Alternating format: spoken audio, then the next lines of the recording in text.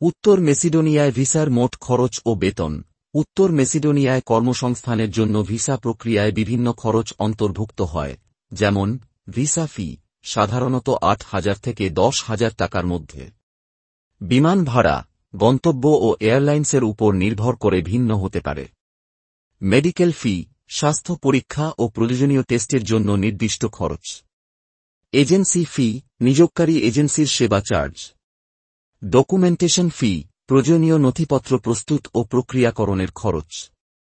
Fingerprint ফি, biometric data সংগ্রহের জন্য নির্ধারিত ফি।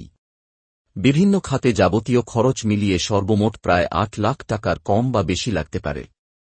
বেতন, কর্মসংস্থান ও ভিসার প্রকারভেদ অনুযায়ী বেতন ভিন্ন হতে পারে। উত্তর মেসিডোনিয়ায় বিভিন্ন খাতে মাসিক বেতন সর্বনিম্ন ৪০০ ইউরো থেকে ৮০০ ইউরো পর্যন্ত হয়ে থাকে। উল্লেখ থাকে যে, বাংলাদেশে এদের কোনো দূতাবাস না থাকায় পার্শ্ববর্তী দেশ হতে সাহায্য নেওয়া যেতে পারে।